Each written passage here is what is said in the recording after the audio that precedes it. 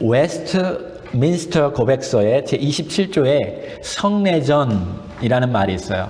Of the sacraments 라고 하여 5개의 조항으로 서술하고 있는 것을 이 침례교 신앙과 메시지 2000에서는 침례와 주의 만찬이 이라는 내용이 1개의 조항으로 설명되고 있습니다. 남침례 교단에서는 성례전이라는 단어를 사용하지 않습니다. 그 이유는 다음과 같습니다.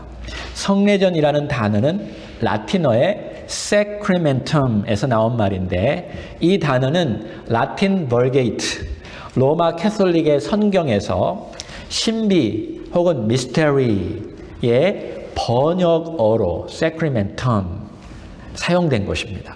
다시 말해서 캐톨릭 전통은 성례전 그 자체에 신비적인 변화나 능력이 있다고 하여서 sacramentum이라고 불렀습니다. 예를 들어서 캐톨릭은 세례 혹은 침례 그 행위 자체가 죄사함을 준다, 죄사함의 변화를 직접적으로 가져준다라고 여깁니다. 성찬식 때 그래서 떡과 포도주는 실제적인 그리스도의 몸과 피의 영향력을 받은 행위라고 여깁니다. 그래서 거룩하다, 신비스럽다, sacred 라는 용어를 사용하게 된 것입니다. 근데 성경은 그렇지 않죠. 어떤 신비적인 경험을 하라고 주어진 성만찬이 아닙니다. 단순히 예수님 그리스도를 기억하라고, 기념하라고 명령하셨기 때문에 성만찬식을 우리가 하는 것입니다. 캐톨릭에서 말하듯이 성찬식을 할 때 믿음이 생기는 것도 아니고 어떤 병이 낫는 것도 아니고 새 생명을 얻는 것도 아니고 구원받는 것도 아닙니다. 또한 침례도 마찬가지입니다. 침례를 받았다고 해서 죄사함의 변화를 갖는 것은 아닙니다. 성경은 절대로 그런 식으로 설명해 주지 않습니다. 우리의 죄 사함은 예수 그리스도께서 우리 죄를 위해서 죽으시고 부활하신 것을 믿음으로, 아멘입니까? 믿음으로 우리가 구원을 받고 죄 사함을 받는 것입니다. 그래서 남침례 교단은 성례전이라는 단어를 사용하지 아니하고 교회 의식, church ordinance라는 단어를 사용하고 성찬식이라는 단어보다는 주의 만찬이라는 단어를 사용합니다. 그래서 주의 만찬이라는 단어가 우리가 사용하는 거예요. 하지만 다른 교회에서 성찬식이라는 단어를 사용할 때 그들이 캐톨릭처럼 그러한 의미로 사용되지 않는다는 사실을 여러분도 기억하시고 그런 단어에 얽매이지는 마시기 바랍니다. 캐톨릭에는 7대 성사라고 하고요. 그것과 다르게 개신교와 남침례교회는 오직 2가지 의식만을 준행합니다. 그것은 바로 침례와 주의 만찬입니다. 왜냐하면 이것은 예수님께서 직접적으로 명령하셨기 때문입니다. 좀 더 구체적으로 제가 설명하도록 하겠습니다. 그러면 침례에 합당한 대상자가 누구일까요? 누가 침례를 받을 수 있는가요? 오직 예수 그리스도를 믿는 자만이, 그렇게 고백한 자만이 합당한 대상자가 됩니다. 그래서 영어로 보면 Believers Baptism 혹은 Christian Baptism이라고 부릅니다. 이 침례에 대해서 여러 가지 신학적인 주장이 존재해 왔습니다. 전통적으로는 로마 캐톨릭 교회는 세례 혹은 침례 중생설이라는 것을 주장하였습니다. Baptismal Regeneration, 다시 태어난다. 그러니까 로마 캐톨릭 교회는 영세가, 세례가 중생을 주는 효과가 있다고 주장하였어요. 그러나 침례교나 재침례교나 이 개혁교 전통에 속한 사람들은 이러한 사상을 부인했습니다. 개신교들은 이러한 사상을 부인하고 있어요. 더 나아가서 침례 중생설을 반대하는 개신도들 가운데 유아 세례를 반대하는 것은 침례 교도들입니다. 개혁 교도들은 소위 언약 신학에 근거하여서 유아 세례를 주장합니다. 유아 세례를 주장하는 사람들의 논리는 다음과 같아요. 첫 번째, 은혜 언약이 있는데 Covenant of Grace. 그것은 신자들뿐만 아니라 신자들의 육신적 자녀까지 포함한다는 것입니다. 그래서 그들을 언약적 자녀라고 부릅니다. 두 번째로는 구약시대의 언약의 표식은, 언약의 사인은 할례를 행하는 거였습니다. circumcision, 그죠? 그래서 어린아이에게도 적용하였고 때로는 어른들에게도 적용하였습니다. 신약시대의 언약의 표식은 세례이며 할례를 대신하였다라고 이야기합니다. 따라서 세례는 어른들뿐만 아니라 유아들에게도 시행되어야 한다라고 다른 개신교들은 이야기합니다.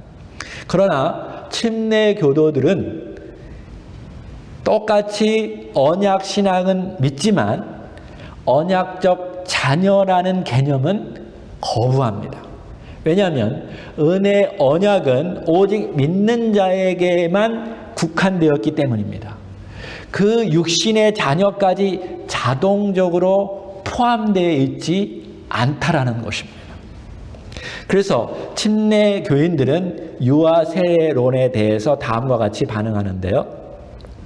구약의 할례와 신약의 침례가 언약적인 사인이라는 점에서 공통점은 있지만 그 시행 대상자를 저절로 동일시할 수 없다라고 믿습니다. 그리고 침례 받은 자는 마땅히 주의 만찬에 참여해야 하는데 유아 세례 받은 자는 주의 만찬에 참여하려면 개인적이며 지적인 신앙 고백이 별도로 있어야 하기 때문입니다. 그러나 유아는 그러한 믿음의 고백을 하지 못하고 그러므로 이러한 유아들에게 세례를 주는 것은 논리적인 모순이라고 생각합니다. 신약 성경은 일관적 있게 믿는 자에게 주어지는 침례를 이야기하고 있고요. 유아 세례 주장들이 근거하는 구절들로 내세우는 일부 성경 구절들은 그 논리가 빈약합니다. 왜냐하면 구약이나 신약이나 한 번도 유아 세례를 주거나 주라라는 명령이 없을 뿐만 아니라 유아 세례에 대한 단어 자체도 없습니다. 그렇다면 유아 세례가 어디에서 왔을까요? 로마 캐톨릭 전통에서 나왔습니다. 3세기 이후에 컨스탄틴이 이 기독교를 로마 국가 교회로 만들었어요. 그래서 국가 교회가 되었습니다. 그래서 로마 시민은 자동적으로 기독교인이 되어야만 했습니다. 그 표시로 유아 세례를 만들어낸 것이죠. 게다가 캐톨릭에서는 유아 세례는 성례전이다, 거룩한 것이다. 그것을 받으면 죄 사함을 받기 때문에 그 누가 그것을 반대하겠습니까? 자기 베이비가 죽어도 천국 간다는데. 그래서 유아 세례는 퍼지게 되었던 것이죠. 그렇다면 신약 성경에 나타난 침례 받은 자들은 누구일까요? 사도행전 2장 41절에 보면 그 말을 받은 사람들은 침례를 받으매 이날에 신도의 수가 3,000이나 더하더라. 빌립이 하나님 나라와 예수 그리스도의 이름에 관하여 전도함을 그들이 믿고 남녀가 다 침례를 받더라. 그러니까 신약 성경을 보면 복음을 듣고 그것을 알고 죄를 회개하고 그것을 믿는 자들이 침례를 받았다라는 것을 일관적으로 기록하고 있습니다. 그런 면에서 침례교회는 정말 성경을 믿고 성경 중심적으로 행하는 교단이라고 볼 수 있습니다. 그래서 제가 사실은 성경에도 세례라고 많이 적혀 있는데도 불구하고 침례라고 제가 부르는 이유 중에 하나는 바로 원래 의미가 침례가 맞기 때문에 그래요. 성경에서는 침수침, 침의 침이 아니라 물에 잠긴다라고 해서 침수침이라고 얘기하고 있고요. 영어로는 baptism, 헬라어로는 베티즈마라고 해서 물에 잠긴다라는 의미에서 영어 성경에는 다 사실은 베프티즘을 이야기하고 있어요. 자, 그렇다면 두 번째, 침례는 왜 받아야 합니까? Why? 첫 번째로는 예수 그리스도께서 보여주신 모범을 따르기 위해서 우리는 침례를 받습니다. 마가복음 1장 9절을 다 같이 한번 읽어볼까요? 그때에 예수께서 갈릴리 나사렛으로부터 와서 요단강에서 요한에게 침례를 받으시고 라고 그랬어요. 두 번째로는 그리스도께서 침례를 받은 것을 명령하셨기 때문에 우리가 침례를 받습니다. 여러분이 너무 잘 아는 그러므로 너희는 가서 모든 족속으로 제자 삼아 아버지와 아들과 성령의 이름으로 침례를 주고 라고 말했습니다.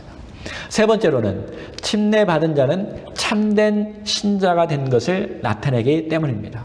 수많은 고린도 사람도 듣고 믿어 침례를 받았다라고 말합니다. 세 번째, 침례의 의미는 무엇일까요? 첫 번째로는 침례는 그리스도의 죽음과 부활처럼 그리스도인들도 죽고 부활한다는 것을 보여줍니다. 같이 우리가 로마서 6장 3절 4절 읽었었는데 다시 한번 의미를 생각하면서 한번 읽어보겠습니다. 시작. 무릇 그리스도 예수와 합하여 침례를 받은 우리는 그의 죽으심과 합하여 침례받은 줄을 알지 못하느뇨. 그러므로 우리가 그의 죽으심과 합하여 침례를 받음으로 그와 함께 장사되었나니 이는 아버지의 영광으로 말미암아 그리스도를 죽은 자 가운데서 살리심과 같이 우리로 또한 새 생명 가운데서 행하게 하려 함이니라. 사도 바울이 이 메시지를 전달할 수 있었던 것은 세례가 아닌 침례라는 그림, 이미지, 그 심볼 때문입니다. 다시 말해서 예수님께서 받으신 것이 물속에서 잠겼다가 다시 올라오는 것이고 사도행전에서 베풀었던 것이 다 물속에 잠겼다가 다시 올라오는 그런 그림들을 그들은 정확하게 갖고 있었고 그 그림에 입각하여서 이 복음에 대해서, 복음의 핵심에 대해서 침례라는 그림을 가지고 이야기했던 거야. 그러니까 예수님께서 죽으신 것은 우리를 또 예수님과 함께 우리의 자아가 죽었다라는 것을 말해줘요. 그러니까 물속에 잠겼다. 여러분 물속에 잠기면 살 수 있습니까? 오래 잠기면 죽죠. 그것을 상징적으로 말하는 거죠. 완전히 잠겨야만이 예수님과 함께 죽은 거예요. 그리고 예수님께서 다시 부활하셨듯이 우리들도 다시 물속에서 나옴으로 말미암아 부활하고 새로운 생명을 얻고 그 부활의 삶을 살아가기 위해서 예수님께서 죽으시고 부활했다는 거예요. 그거를 우리들도 죽고 부활했다는 걸 상징적으로 보여주는 것이 바로 침례입니다. 그것이 신앙생활의 처음 기본이라는 것을 성경이 보여주고 있는 것이죠. 구약이나 신약에서 물로 씻었다라는 것은 죄사함을 받는 거예요. 침례를 받는 것은 받은 사람들은요 세족씩만 하면 돼요. 예수님께서 사실 베드로가 그 얘기했잖아요. 나의 발만 닦아주지 말고 온몸을 닦아달라고. 예수 그리스도를 믿으면 온몸이 깨끗해진 것을 믿습니다. 침례가 그거예요. 예수 그리스도를 믿음으로 말미암아 나의 죄사함이 다 완전히 이루어졌다라는 것이죠.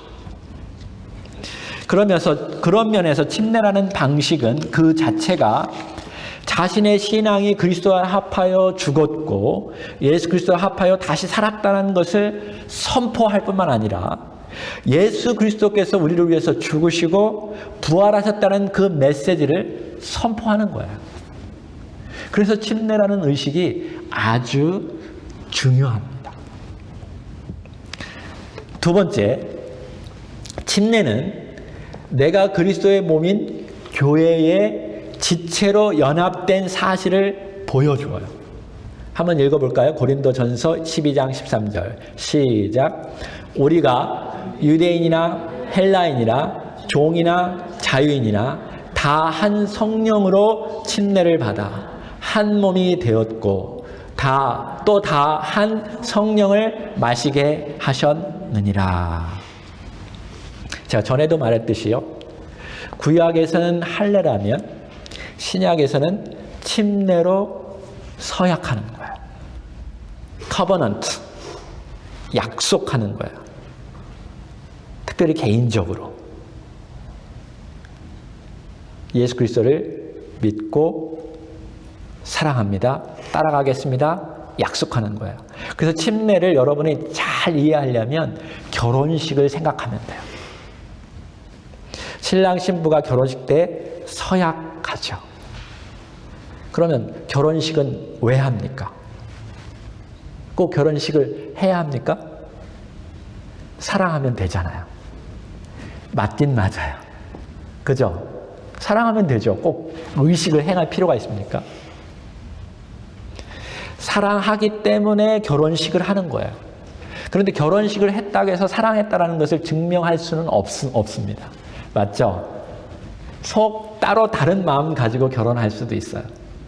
그러한 면에서 침례를 했다고 해서 그 사람이 구원받았다라고 증명해 주는 것은 아닙니다. 이해가 되십니까? 예수 그리스도를 온전히 믿고 자기의 구주로, 자기의 구세주로 고백할 때에 그냥 구원받은 거예요. 그런 사람들이 침례를 받아야 되는 거예요. 맞죠? 가끔 저는 이런 사람들을 봅니다. 저 사람이 믿음이 안 들어가는데 목사님 침례를 베풀죠. 그러면 믿음이 들어갈 것 같습니다. 맞습니까? 틀립니까? 틀립니다. 예수 그리스도를 믿은 자에게 침례를 주는 거예요. 그런 의식을 행한다고 해서 믿음이 들어가는 게 아닙니다. 정말 정확하게 여러분이 인식해야 돼요.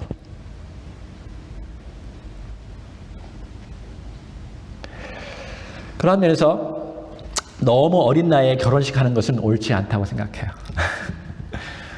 그래서 물론 결혼하지 않으면 죽겠다 하면, 이 사람과 꼭 살아야겠다 하면 뭐 대학생쯤 되면 저는 결혼식을 시키겠지만, 그래서 침례도 마찬가지예요. 좀 정확하게 예수 그리스도를 알고 고백하고 헌신하는 자에게 주어야 한다고 저는 개인적으로 생각합니다. 두 번째, 공동체적인 의미가 있는데요. 결혼식이 가족과 주변 사회 공동체에게 약속하는 거예요. 그래서 결혼식이 아주 중요한 것입니다. 침례도 마찬가지예요. 교회 공동체 앞에서 약속하는 거예요. 교회는 누구입니까? 예수 그리스도를 신랑으로 받아들이는 신부들이에요. 아멘입니까? 그런 면에서 침례 받았다라는 것은 그 사람이 바로 나의 형제와 자매가 되었다라는 것을 상징적으로 보여주는 거예요. 그래서 교회는 아무나 침례를 베풀어서는 안 돼요. 오로지 예수 그리스도를 믿은 자만이, 침례를 받고 침례를 받은 자들은 주의 형제 자매가 되고 우리가 서로 책임을 지는 존재가 되는 것입니다. 그게 교회인 거예요. 그러한 면에서 침례는 아주 중요한 그리스도 앞에서 개인적인 서약일 뿐만 아니라 교회 앞에서 함께 행하는 서약식인 거예요. 교회가 침례를 베풀고 침례 받은 자는 교회가 책임져 주는 거예요. 그래서 결혼식도 마찬가지잖아요.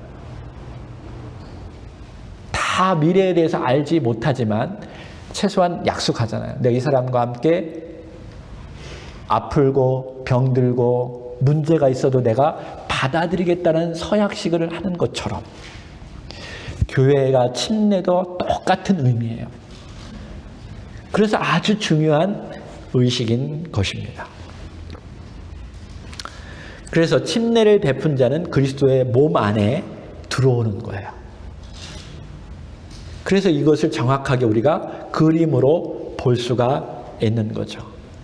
좀 더 깊은 의미로 제가 한번 설명해 드리겠습니다. 신약 성경은 신약의 침례를 구약의 홍해 사건을 가지고 이야기해 주고 있어요.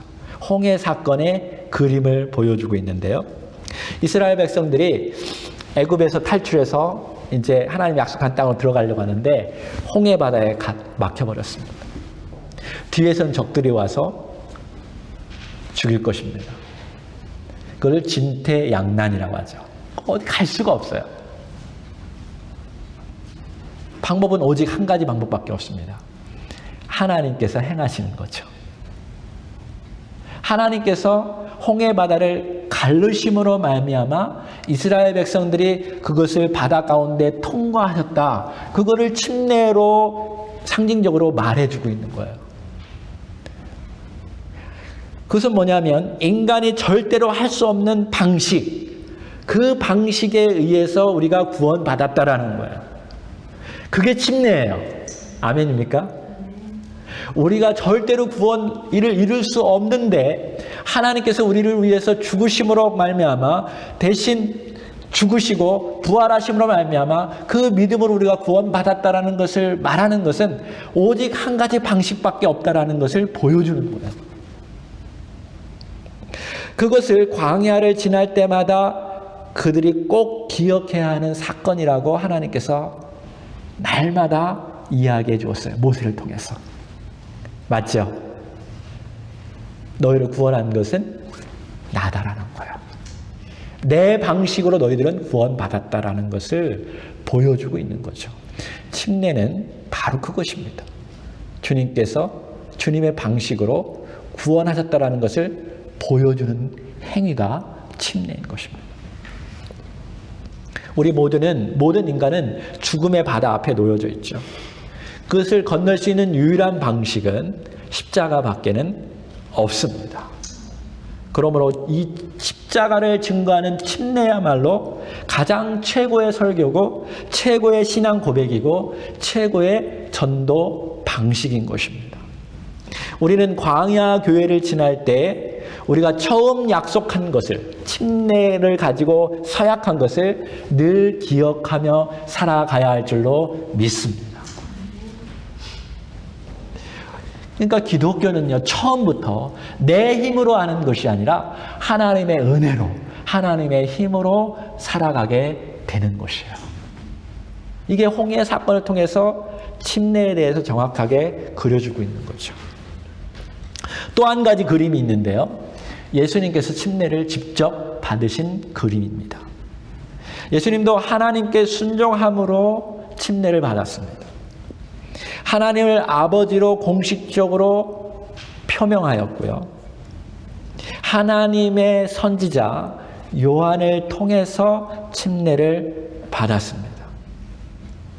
하나님 아버지의 뜻을 따라 살겠다는 약속을 침례로 예수님께서는 표현하셨습니다. 그리고 그것이 바로 자신이 행해야 할 사명이라는 것을 세상 사람들에게 선포하신 것입니다. 이것만이 하나님의 방식이라는 것을 예수님께서 직접적으로 보여주신 거죠. 자, 그래서 요단강에서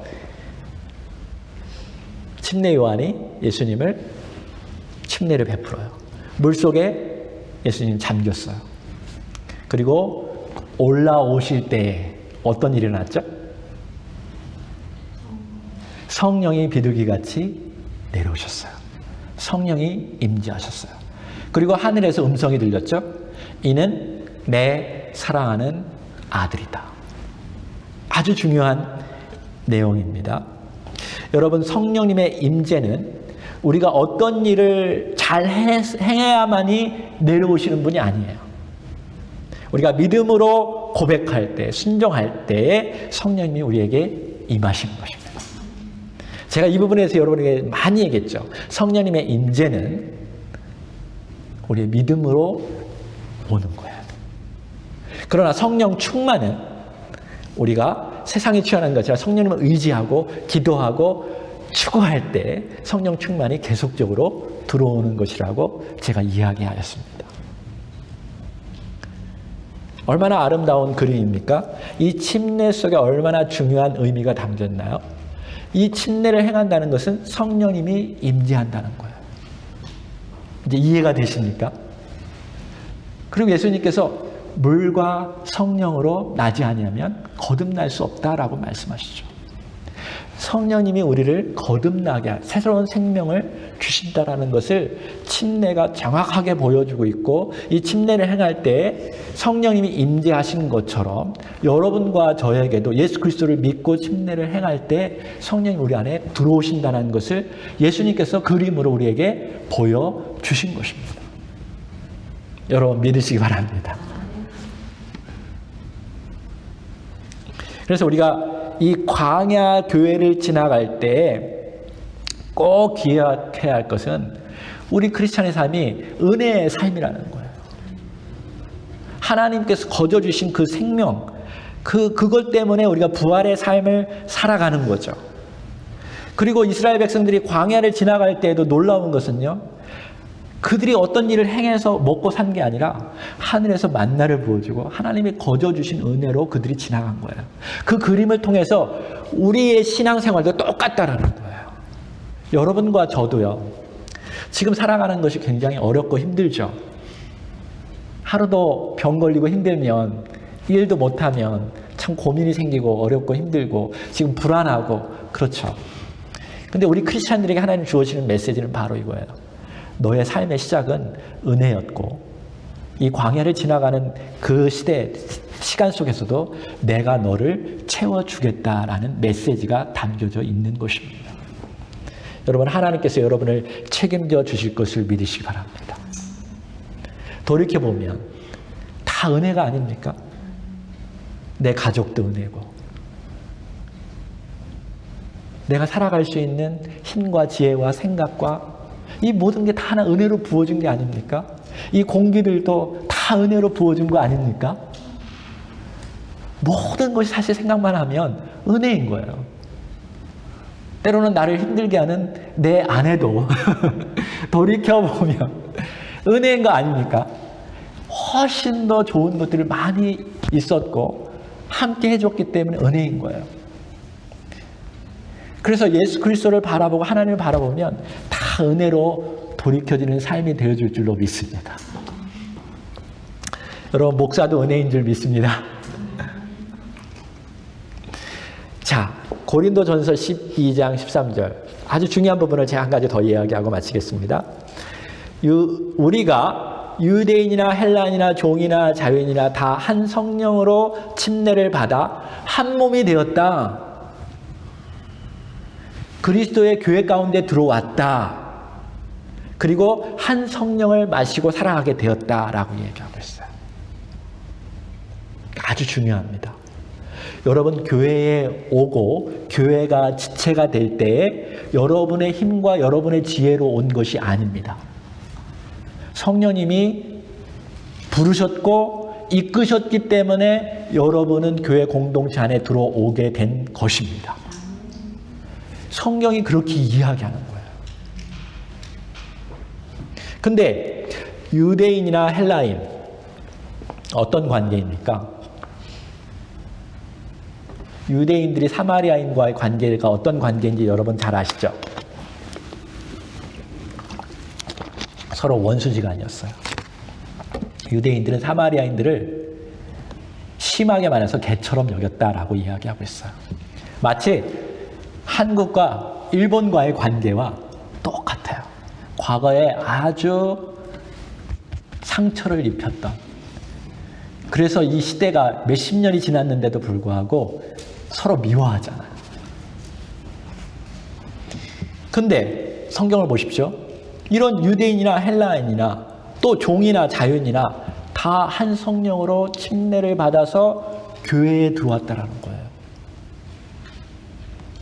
그리고 한 교회 안에서 한 몸이 되어서 한 가족처럼 살아가게 된다는 거예요. 여러분, 이게 교회입니다. 교회는 이러한 일이 일어나야 합니다.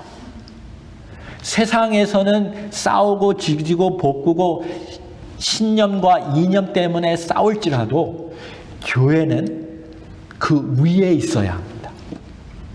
왜냐하면 우리의 주인은 우리 아버지 하나님이시기 때문입니다. 그래서 교회 안에서는 어떤 정치적인 거나 어떤 세상의 신념이나 어떤 세상적인 분리에 의해서 교회가 분리되어서는 안 되는 것입니다. 왜냐하면 이 교회는 하나님의 교회이고 주님께서 세우신 교회고 주님께서 시작하신 은혜의 교회이기 때문입니다. 침례를 받았다라는 것은 그것을 고백하는 거예요. 그 성령 안에서 내가 이 교회에 들어왔으니까 내 지체들을 내가 책임지고 끝까지 하나가 되겠다라는 고백이 바로 침례인 것입니다. 얼마나 중요합니까? 제가 손양원 목사님을 아주 좋아하는데, 그렇죠? 북한 공산당에 와서 자기 자녀들 다 죽였잖아요. 근데 그리스도를 그가 알고 하나님의 그 사랑에 의해서 그 공산당원들을 자기 아들로 삼았습니다.